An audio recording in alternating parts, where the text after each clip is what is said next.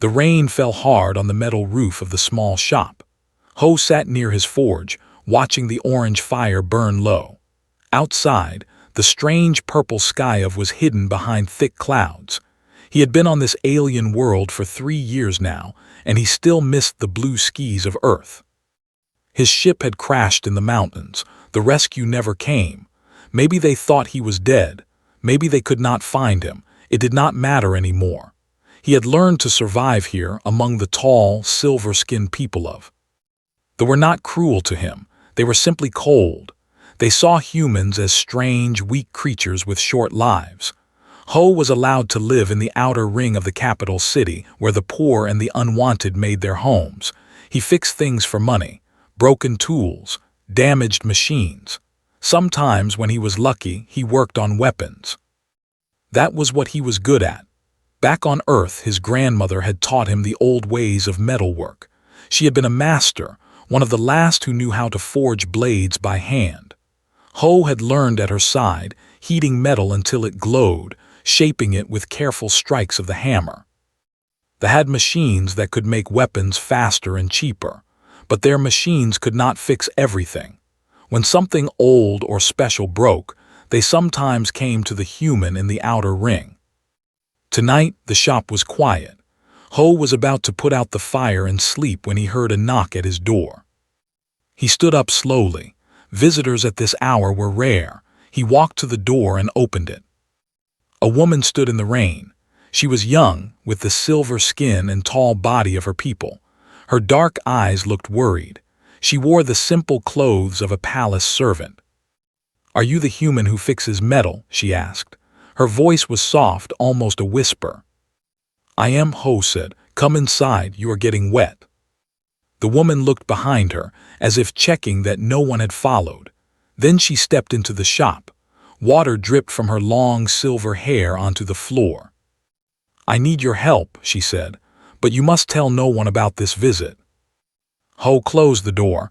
"I can keep secrets. What do you need?"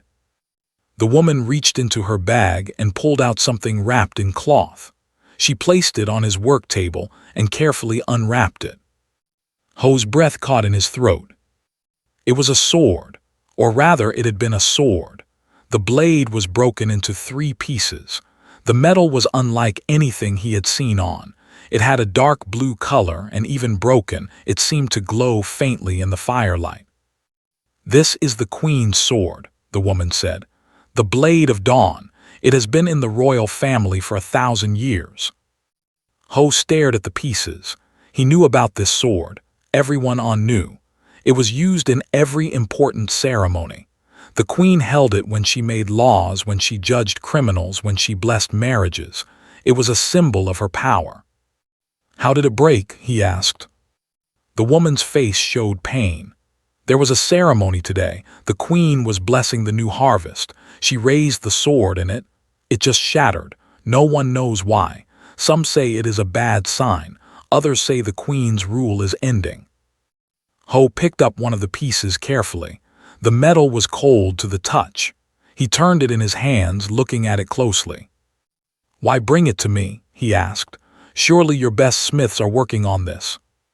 "Our smiths have looked at it," the woman said. "All of them.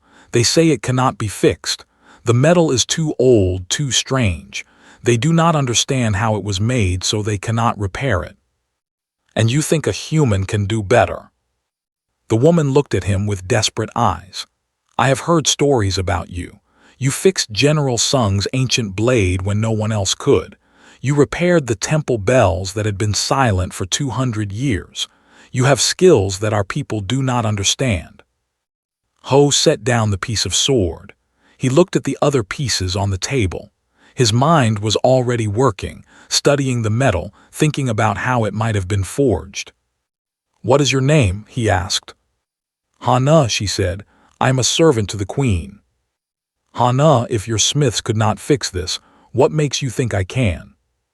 Hana stepped closer to the table. "I do not know if you can, but the Queen is in great pain. The court is in chaos. If the sword cannot be fixed, there will be trouble, maybe even war. Some nobles are already saying that the broken sword means the queen has lost the blessing of the ancestors.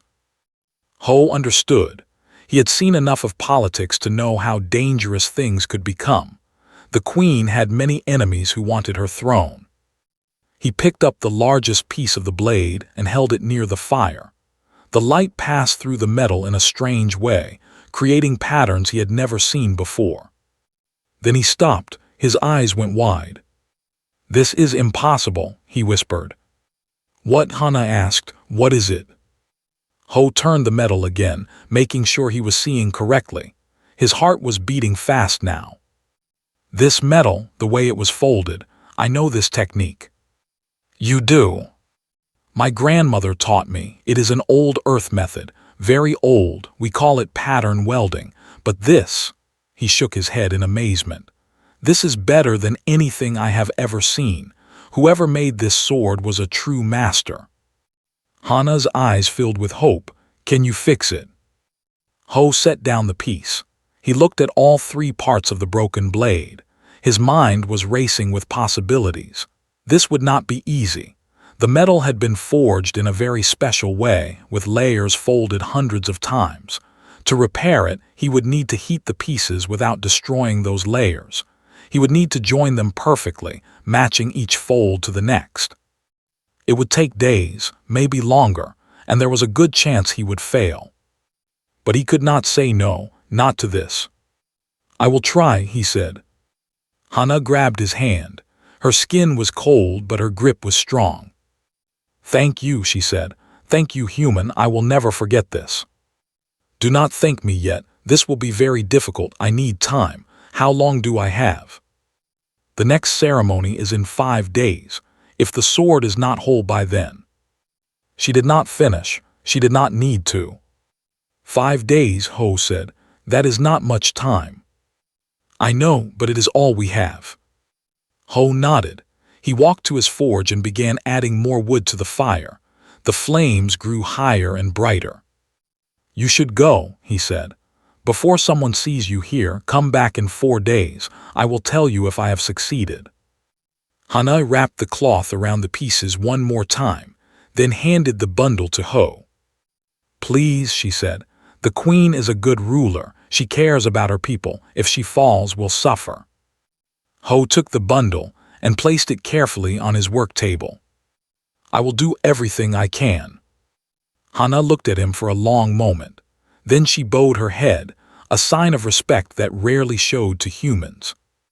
"May the stars guide your hands," she said. Then she was gone, disappearing into the rain and the dark.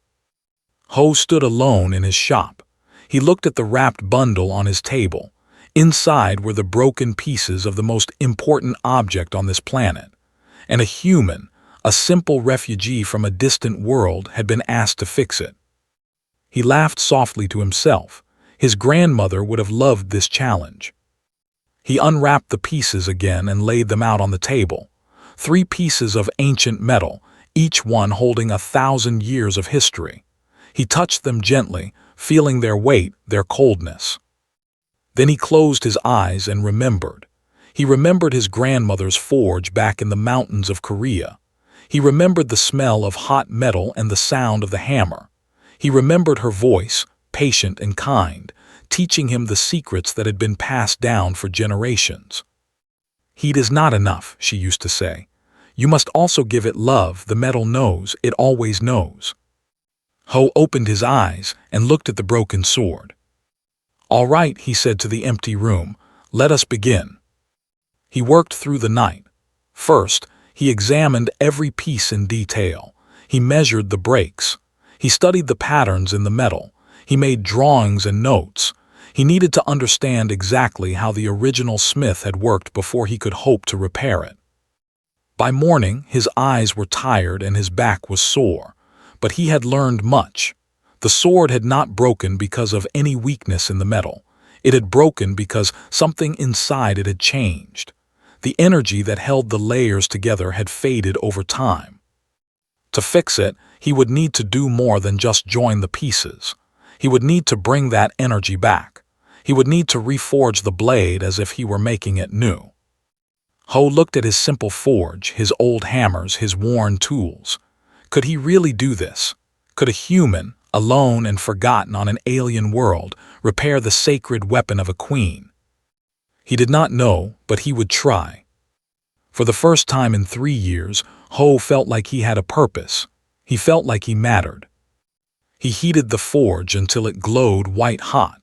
Then he picked up his hammer and began to work. The first day was the hardest. Ho discovered that the metal of the blade of dawn was not like any metal from Earth. It was harder but also more delicate.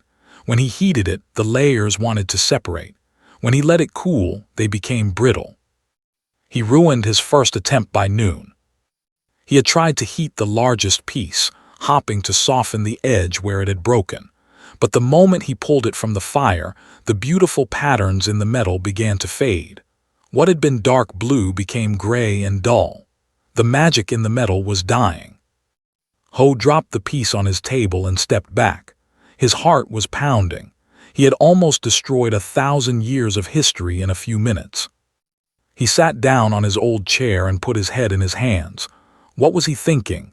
He was just a human, a refugee, a nobody. He had no right to touch something so precious.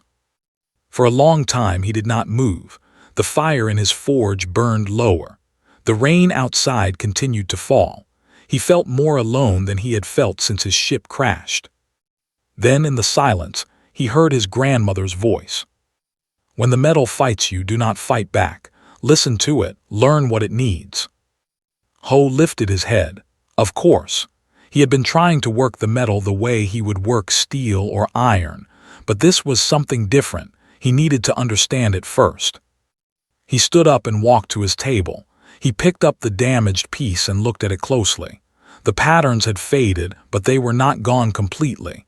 Maybe there was still hope. He held the metal near the window, letting the dim light from outside pass through it. And then he saw something. Deep in the metal there were tiny crystals. They were almost too small to see, but they were there, arranged in perfect lines. These crystals were what made the blade special. They were what gave it strength and beauty, and they were what he had damaged by heating the metal too quickly. I understand now, Ho said softly.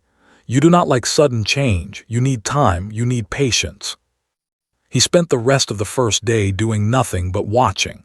He heated small pieces of scrap metal from his shop and studied how they behaved. He took notes. He made more drawings. He did not touch the blade of dawn again. By the time night fell, he had a plan. The crystals in the blade were sensitive to heat, but they were not completely resistant to it. If he heated the metal very slowly, over many hours, the crystals would stay in place.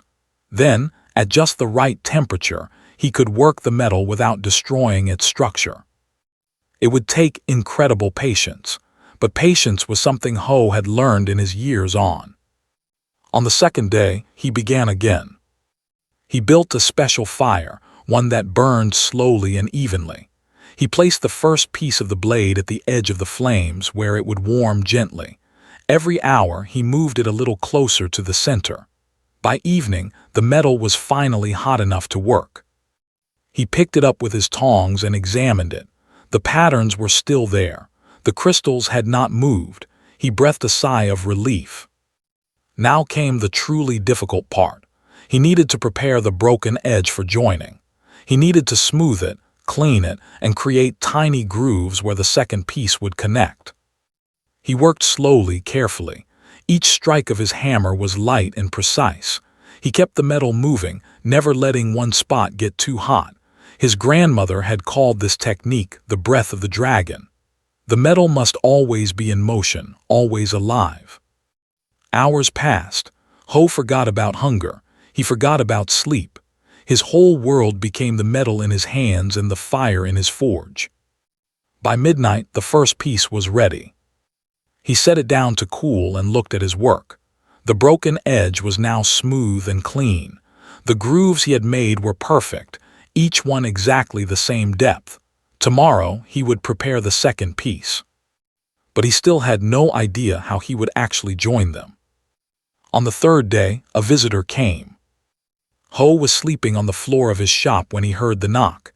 He woke up confused, his body aching from the hard ground. Sunlight was coming through the windows. He had slept longer than he planned. He opened the door and found an old man standing there. He was short for his kind, with wrinkled silver skin and wise eyes. He wore simple brown robes. "You are the human smith," the old man said. It was not a question. "I am," Ho said, rubbing his tired eyes. "Can I help you?" The old man walked past him into the shop without being invited. He moved slowly, leaning on a wooden staff. His eyes scanned the room, taking in the forge, the tools, the pieces of metal on the work table. Then his eyes found the blade of dawn. "So it is true," the old man said. "You have the queen's sword." Ho felt his stomach drop. He closed the door quickly. "Who are you? How did you know?" The old man turned to face him. There was no anger in his eyes, only curiosity. "My name is One. I was once the royal smith many years ago. I helped care for the blade of dawn before I retired." He looked at the pieces on the table. "When I heard it had shattered, I knew someone would try to fix it. I asked questions. I followed the trail. It led me here." Ho did not know what to say. Had this old man come to stop him, to take back the sword, to report him to the authorities? "I mean no harm," One said, as if reading his thoughts. "I came to see if the stories about you were true. They say you have skills that our people do not understand. I wanted to see for myself." He walked to the work table and looked at the first piece of the blade. His old fingers touched the metal gently. "You have prepared this well," he said. "The crystals are intact. The edge is clean. I am impressed." "You know about the crystals?" Ho asked. "I know many things about this blade. I spent 50 years caring for it. I know its secrets better than anyone alive." He turned to look at Ho. "But I also know that I could never repair it. Our people lack the patience. We cannot work metal by hand the way humans can. We rely too much on machines." "Why are you telling me this?" One smiled. It was a sad smile. "Because I want you to succeed.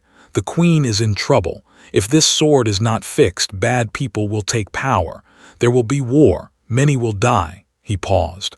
"I do not want to see that happen, not in my final years." Ho looked at the old smith. He saw honesty in those wise eyes. This was not a trick. "I do not know if I can fix it," Ho admitted. "I have prepared the pieces, but I do not know how to join them. The metal is too strange. Every technique I know might destroy the crystals." One nodded slowly. He looked at the pieces for a long moment. Then he reached into his robe and pulled out a small bottle. "This might help," he said. "It is called star water. It is made from minerals found deep in our mountains.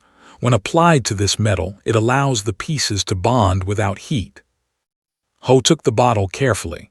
The liquid inside was clear, with tiny points of light floating in it. "Why give this to me?" he asked. "Because you have come farther than anyone else, because you have the skill to finish the work, and because—" One paused. "Because my people need humans. We need your patience, your determination, your ability to work with your hands. We have forgotten these things. You can remind us." Ho looked at the bottle, then at the old man. "Thank you," he said. "I will not waste this gift." "I know you will not." One walked toward the door, then stopped. "One more thing. When you join the pieces, you must do it under the light of the full moon. The crystals respond to that light. It will help them bond." "The full moon is tomorrow night," Ho said. "Then you have one more day to prepare. Use it wisely." One opened the door and stepped outside. The rain had finally stopped, and pale sunlight was breaking through the clouds. "Good luck, human," he said. "The fate of May rest in your hands." Then he was gone. Ho stood alone in his shop, holding the bottle of star water. He had one more day, one more night. Then he would know if all his work had been for nothing. He set the bottle down carefully and picked up his tools. There was still much to do. The second and third pieces needed to be prepared. Everything had to be perfect. He worked through the day without rest. He prepared the second piece, then the third. By evening, all three pieces were ready to be joined. Their edges matched perfectly. The grooves lined up exactly. If the star water worked, the blade would be whole again. As the sun set, Ho finally allowed himself to eat. He made a simple meal of rice and vegetables, the same food he had eaten on Earth. It reminded him of home, of his grandmother, of simpler times. He thought about what one had said. The fate of might rest in his hands. It was a heavy weight to carry, but it was also an honor.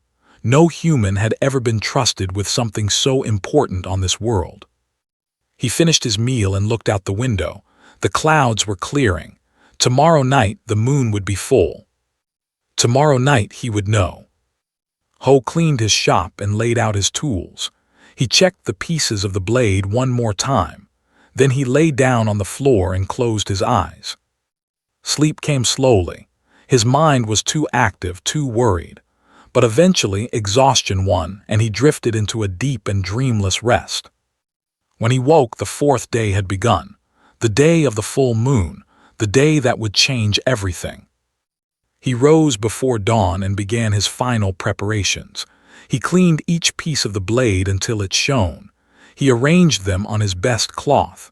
He opened the bottle of star water and smelled it. It had no smell at all. Then he waited. The day passed slowly. Ho tried to keep busy, but his mind kept returning to the blade. What if the star water did not work? What if the crystals shattered? What if he failed?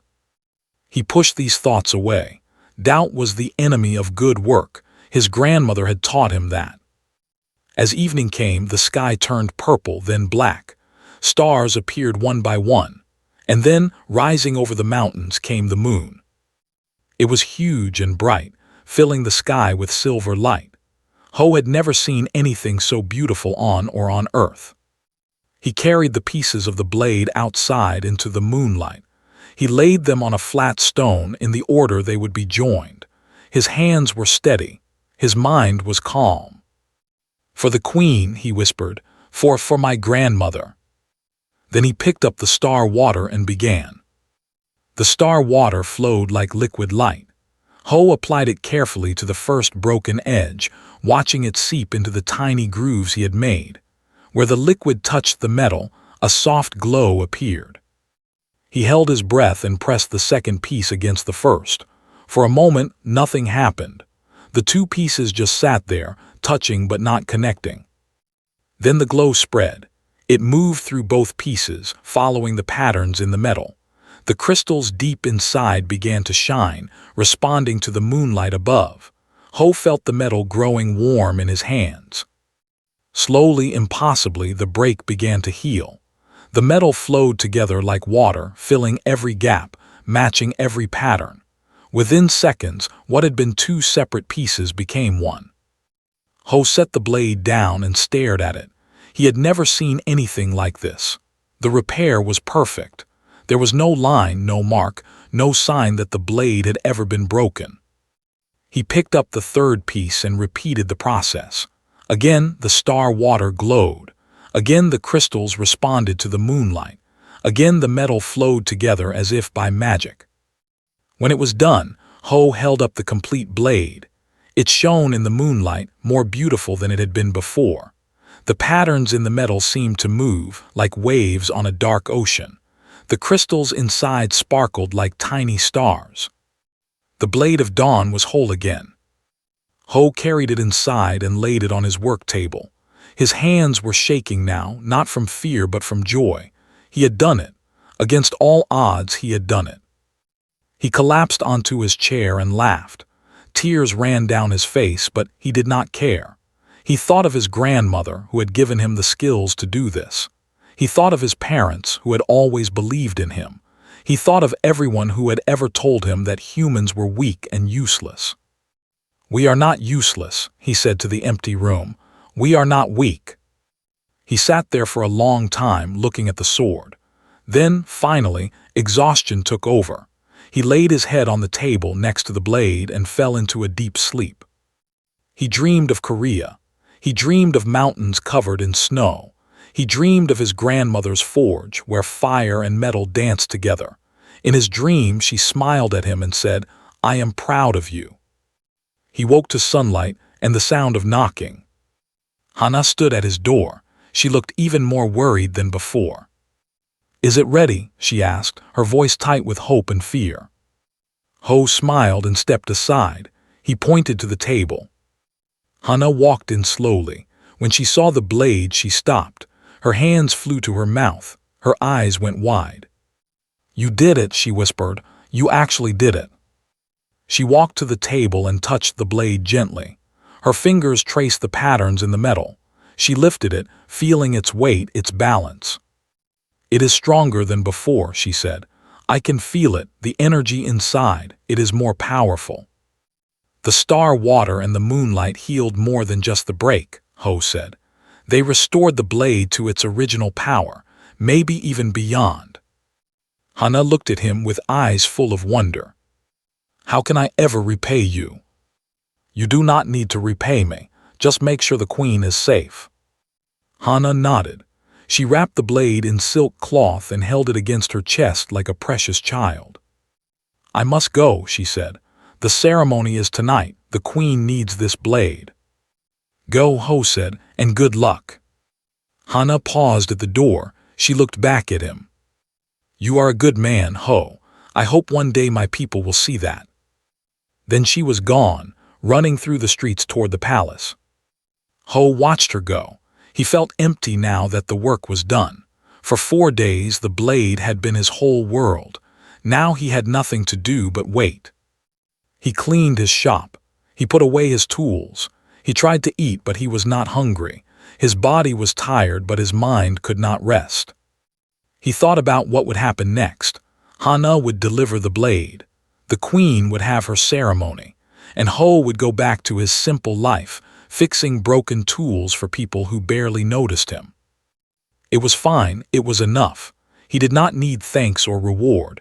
He had done something that mattered. That was enough. Hours passed. The sun moved across the sky. Evening came, and with it the time of the ceremony. Ho sat by his window and watched the distant lights of the palace. He imagined the queen standing before her people, holding the blade of dawn high. He imagined the relief on Hana's face. He imagined the confusion of all the nobles who had been so sure the sword could not be fixed. He smiled at the thought. Then he heard the sound of horses. Many horses coming fast. He stood up and looked out the window. A group of riders was approaching his shop. They wore the silver armor of the royal guard. Ho's heart began to beat faster. Had something gone wrong? Had the blade failed? Were they coming to arrest him? The riders stopped outside his door. One of them, an officer with a decorated helmet, jumped down from his horse.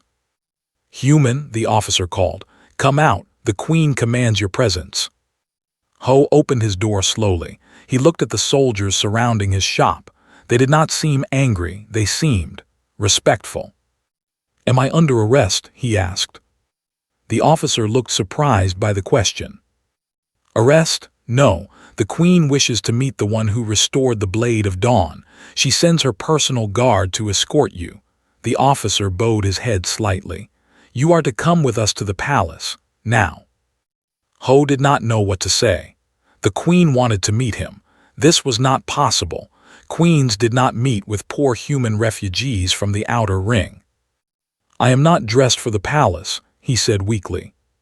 "It does not matter. The queen's orders were clear. Bring the human smith immediately." The officer gestured to a horse. "Can you ride?" "A little." "Then come, we must hurry. The ceremony is still in progress." Ho grabbed his simple coat and walked outside. A soldier helped him onto a horse. Then the group began to ride. They moved through the city at great speed. People on the streets stopped to stare. They pointed at the human riding with the royal guard. Ho heard whispers as they passed. "Is that a human? Why is he with the queen's guard? What is happening?" Ho wondered the same thing. The palace was enormous. Its towers stretched toward the sky, covered in glowing crystals that lit up the night. Ho had seen it from a distance many times, but he had never been close to it. Now he was riding through its gates. The guards led him through courtyards and gardens, past fountains and statues. Everything was beautiful and strange. He felt like he was in a dream. Finally, they reached a great hall.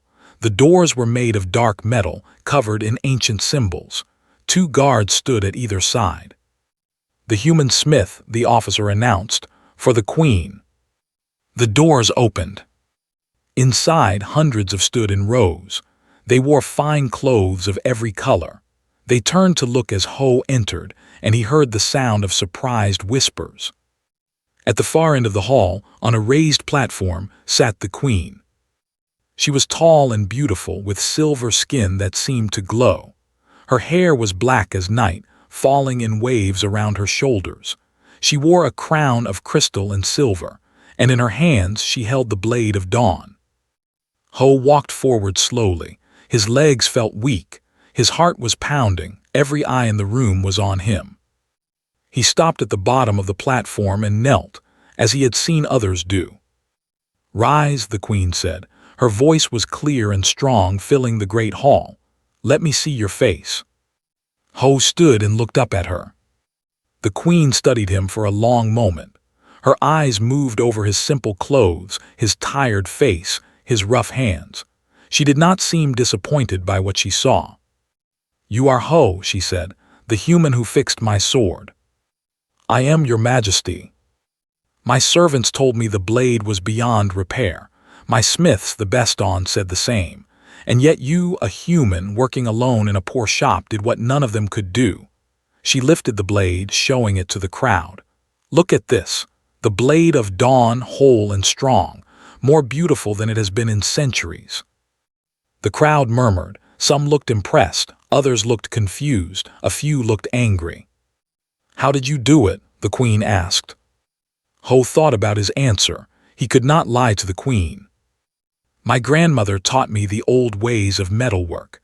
I used those skills, along with help from one, the former royal smith. He gave me star water and told me to work under the full moon." "One," the queen looked surprised. "He has not left his home in years, yet he came to help you."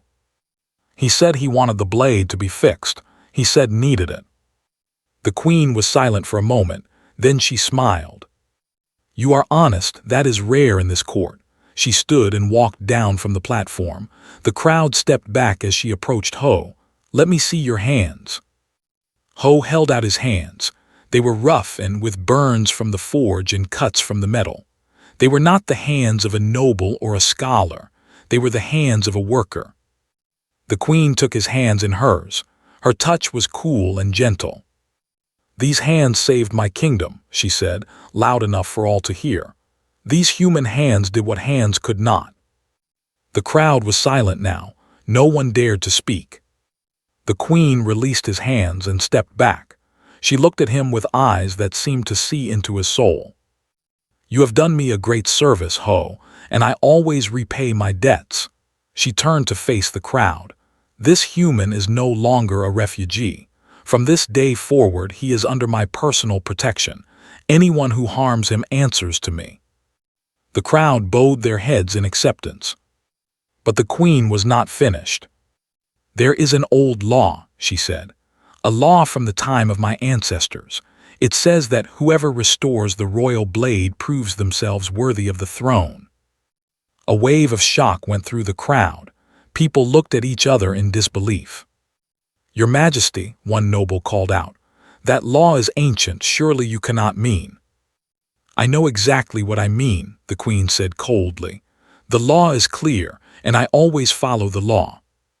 She turned back to Ho. He stood frozen, unable to move or speak. "Ho of Earth," she said, "by the ancient law of you have earned the right to stand beside me. I name you Crown Prince." The hall exploded into chaos.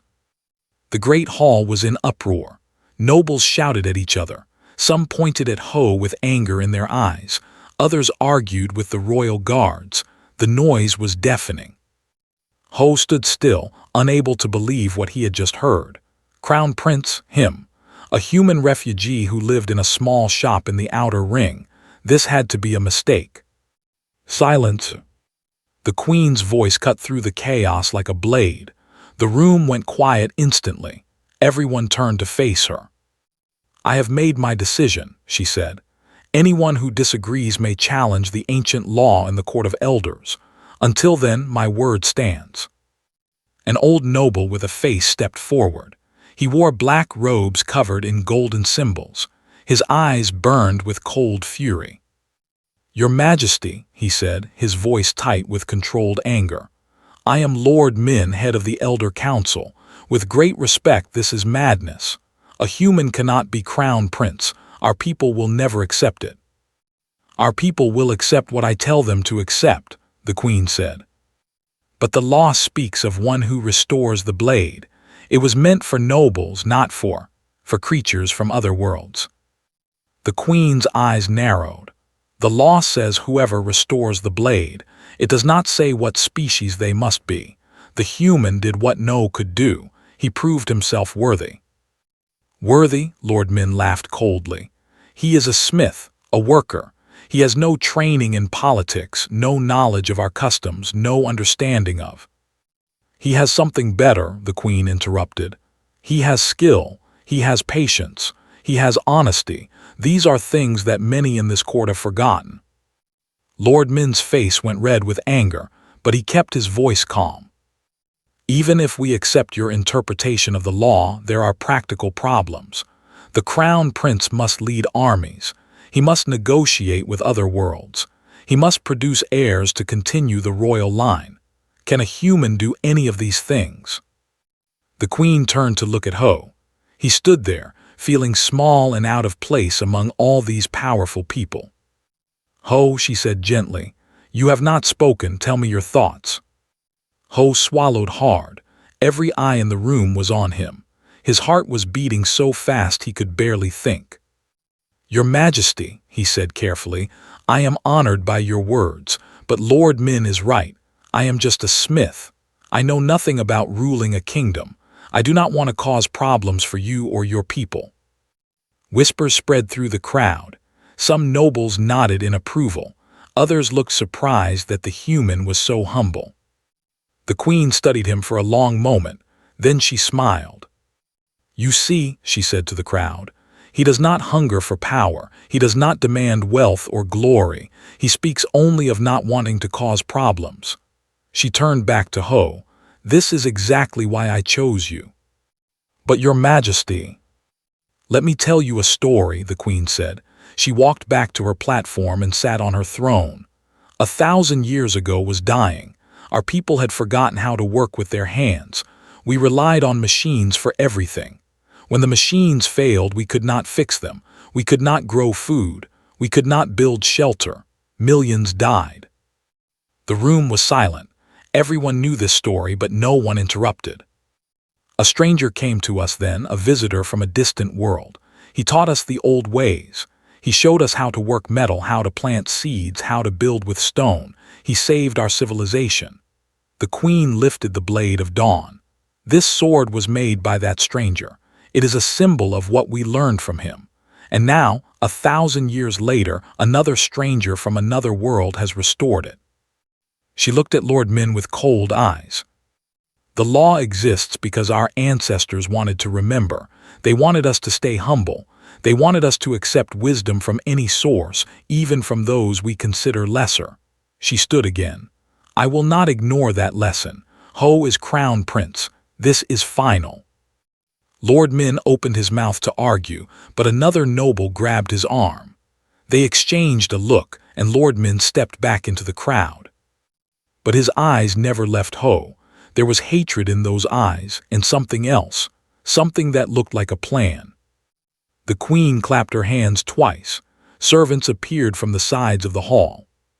"Take Crown Prince Ho to his chambers," she commanded. "See that he has everything he needs. Tomorrow his training begins." 2 servants approached Ho and bowed deeply. "Please follow us, Your Highness," one of them said. Ho looked at the queen. She nodded encouragingly. "Go and rest. You have had a long day. We will speak more tomorrow." Ho bowed, not knowing what else to do. Then he followed the servants out of the great hall. As he walked, he heard the whispers of the nobles behind him. Some were angry, some were confused. A few sounded almost hopeful. The servants led him through long corridors and up winding stairs. The palace was even more magnificent on the inside. Every wall was covered in art. Every window looked out on beautiful gardens. Every door was carved with intricate designs. Finally, they reached a set of large doors. "Your chambers, Your Highness," the servant said.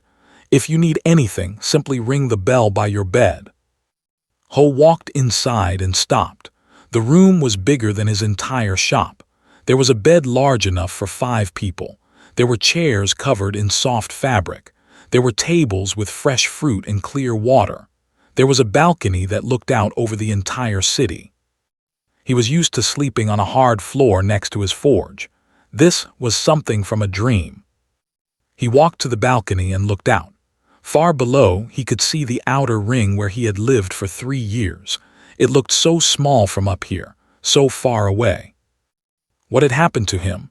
Just this morning he had been a nobody, a refugee, a man that most did not even notice. Now he was crown prince, living in the palace, wearing a title that put him second only to the queen herself. He shook his head. This was too much to understand. A soft knock came from the door. "Come in," he said. Hannah entered. She was smiling, but there were tears in her eyes. "I heard what happened," she said. "Everyone is talking about it." "It is crazy," Ho said. "I never wanted this." "I know." Hannah walked to stand beside him on the balcony. "But maybe it is not crazy. Maybe it is right." "What do you mean?" "The queen is wise. She sees things that others cannot. If she chose you, there must be a reason." Ho looked at her. "You really believe that?" "I do." Hannah touched his arm gently. "You saved her sword. You proved that humans have value. Now you can prove even more. You can show our people that working with humans makes us all stronger. Or I can make terrible mistakes and prove that Lord Min was right." "That is possible too," Hannah admitted. "But I do not think it will happen. I have seen your work. I have seen your patience. I have seen your heart." She smiled. "You will be a good crown prince." Ho was quiet for a moment. Then he asked, "Who was the stranger, the one from the Queen's story who came 1,000 years ago? Do you know where he was from?" Hannah nodded slowly. "The old books say he was from a world called Earth." Ho felt a chill run down his spine. "He was human." "Yes, he was human, just like you." Ho looked out at the city again. Somewhere out there, 1,000 years ago, another human had stood where he stood now. Another human had helped another human had forged the blade of dawn. Was this fate? Was he meant to be here? Or was it just coincidence? He did not know. But for the first time since the Queen's announcement, he felt something other than fear. He felt purpose. "I need to learn," he said. "Everything about its history, its politics, its customs. I need to understand this world if I am going to help it." "There are many teachers in the palace," Hannah said. "I can arrange for them to come to you tomorrow." "Good, and I need to speak with one again. He knows things that others do not." "I will find him." Ho nodded. He looked at the blade of dawn which the servants had placed on a stand near his bed. Even now, it seemed to glow with inner light. "One more thing," he said. "Lord Min, what do you know about him?" Hannah's face grew serious. "He is dangerous. He has wanted the throne for many years. The queen has no heirs of her own, so he thought he would be named crown prince one day. Now you have taken that from him. So he will try to stop me." "Almost certainly. He has allies throughout the court. He controls much of the army and he has no love for humans." Hannah stepped closer. "You must be careful. He will not attack you directly, not while the queen protects you. But he will look for weaknesses. He will try to make you fail." Ho thought about this. He had never dealt with politics before. He did not know how to fight enemies who used words instead of swords. But he had faced challenges before. He had survived a crash on an alien world. He had built a life from nothing. He had fixed a sword that everyone said could not be fixed. He could learn this too. "Thank you for the warning," he said, "and thank you for bringing me the sword that first night. Without you, none of this would have happened." Hannah smiled. "I was just a servant following a feeling. The stars guided us both." She bowed and walked toward the door. "Get some rest, Your Highness. Tomorrow will be a long day." After she left, Ho sat on the edge of his enormous bed. He was exhausted, but his mind would not stop racing. Crown Prince him a human. He thought about what Lord Min had said. Could he really lead armies? Could he negotiate with other worlds? Could he produce heirs? He did not know, but he knew one thing: he would try. Not for power, not for glory, but for something more important. The Queen had said humans could remind thee of important things they had forgotten. Maybe that was his real purpose here. Not to rule, but to teach. Not to command, but to show. He lay down on the bed. It was softer than anything he had ever felt. As sleep took him, he thought of his grandmother again. She had always said that the best work came from the heart, not the hands. Maybe being crown prince was the same. Maybe he just needed to lead with his heart.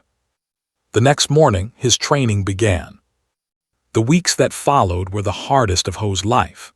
Every morning, he woke before dawn to study. He learned the history from ancient scrolls. He memorized the names of noble families and their alliances. He practiced the formal language used in the royal court. Every afternoon, he trained with weapons. The fighting style was different from anything on Earth. It focused on speed and grace rather than strength. Ho was slow at first, but he did not give up. He practiced the same moves hundreds of times until his body remembered them. Every evening he met with one. The old smith had agreed to be his advisor. They sat together in Ho's chambers and talked about everything: politics, culture, the secret workings of the court. "Lord Min is gathering support," one said one night. "He tells the nobles that you are a danger too, that humans cannot be trusted." "What should I do?" "Nothing yet, just keep learning, keep improving. The best answer to his words is your actions." Ho took this advice to heart. He worked harder than anyone expected.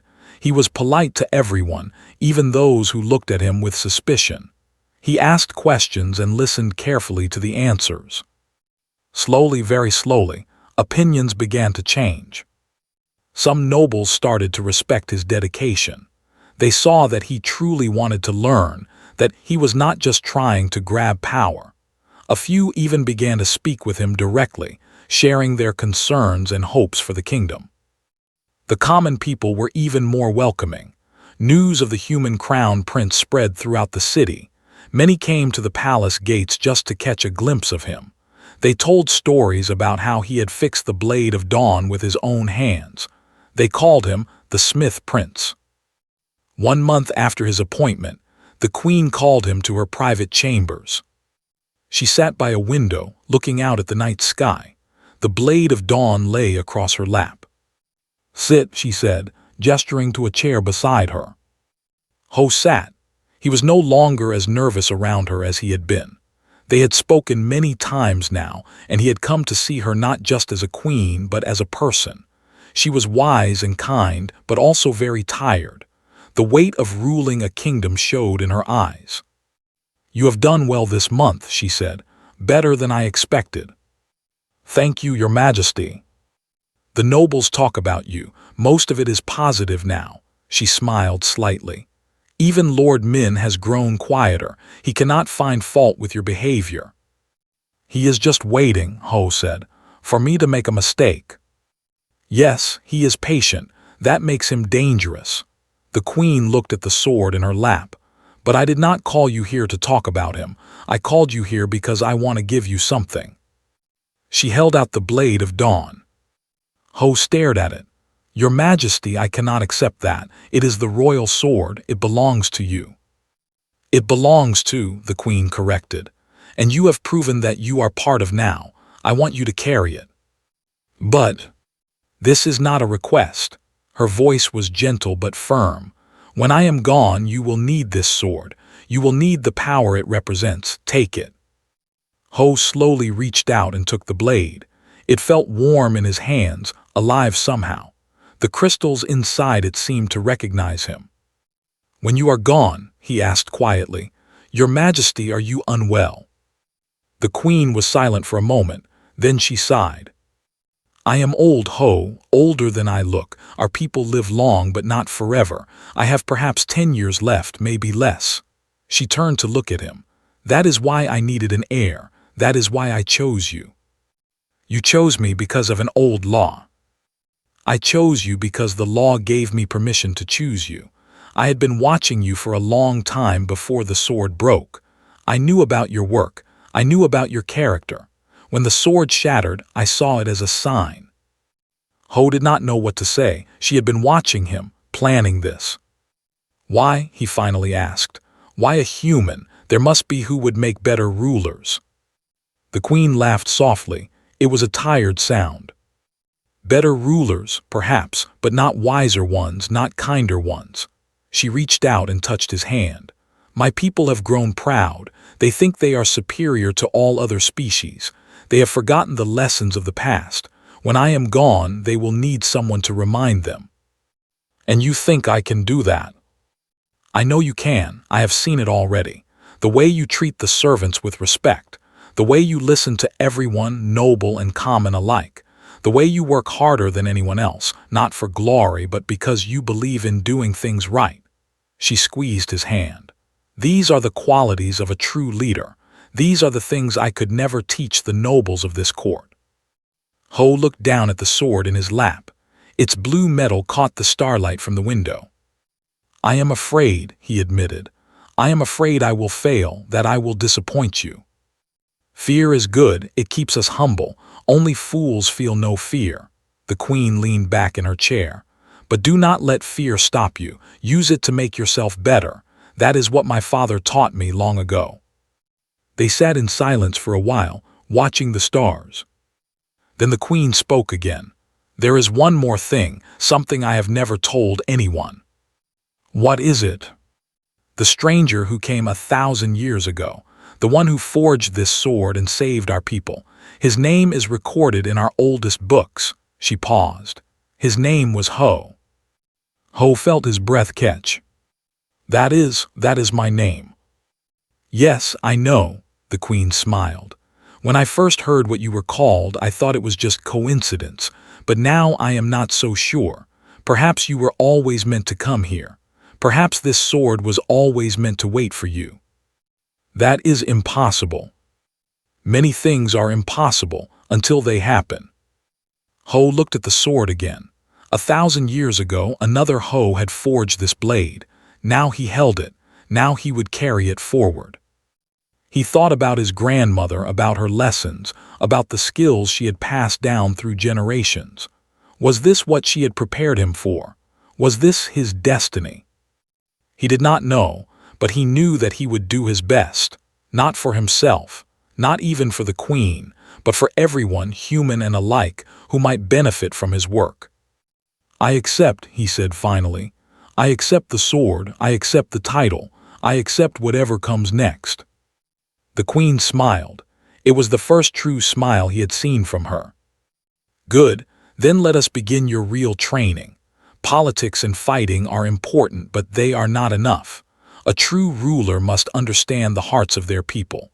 They must know how to inspire hope, how to heal wounds, how to bring enemies together.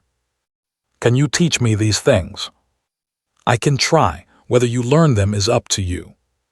From that night on, Ho trained not just his body and mind, but his heart. He spent time with common people, learning about their lives and struggles. He visited the outer ring where he had once lived, talking to the poor and forgotten. He even met with some of Lord Min's allies, trying to understand their fears and concerns. Not everyone accepted him. Some never would. But more and more began to see what the queen saw, a human who worked harder than anyone, a man who treated everyone with respect, a leader who cared more about others than about himself. 6 months after becoming crown prince, Ho faced his first real test. A group of rebels attacked a village in the northern mountains. They were followers of Lord Min, though he any connection. The queen wanted to send the army to crush them.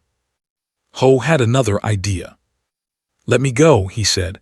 "Alone, let me talk to them." "They will kill you," Lord Min said, smiling. "They hate humans." "Then I will die doing what I believe is right." The queen studied him for a long moment, then she nodded. "Go, but take the Blade of Dawn with you. Let them see that you carry my authority." Ho rode north for 3 days.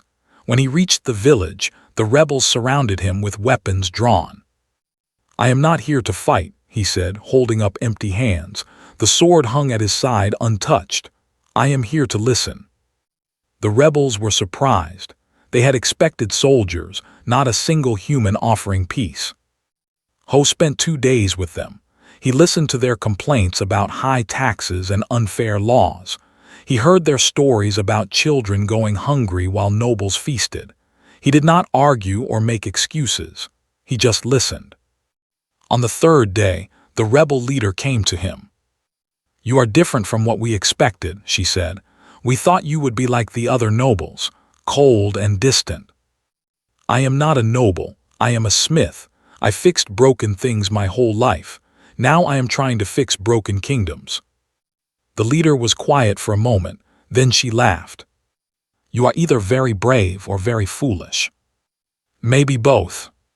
The rebellion ended without bloodshed. Ho promised to bring their concerns to the queen. The rebels laid down their weapons and returned to their homes. When Ho returned to the capital, the people cheered. Even some nobles looked at him with new respect. Lord Min said nothing, but his eyes burned with fury. The queen met him in her chambers that night. "You did well," she said, "better than I could have." "I just listened, that is all." "That is everything." She took his hand. "I was right about you. When I am gone, we'll be in good hands." Ho looked at the Blade of Dawn at his side. He thought about the journey that had brought him here, a crashed ship, a broken sword, a chance to prove his worth. He had come to this world as a refugee. Now he was its future. Not because he was strong, not because he was clever, but because he cared, because he worked hard, because he never gave up. These were human qualities, and maybe Ho thought that was exactly what needed. Outside the window, the stars shone bright. Somewhere out there was Earth, the world he had left behind. He would probably never see it again. But that was all right. He had found a new home, a new purpose, a new family. And he would protect them all, for as long as he lived. The Smith Prince, Crown Prince Ho of, a human among the stars,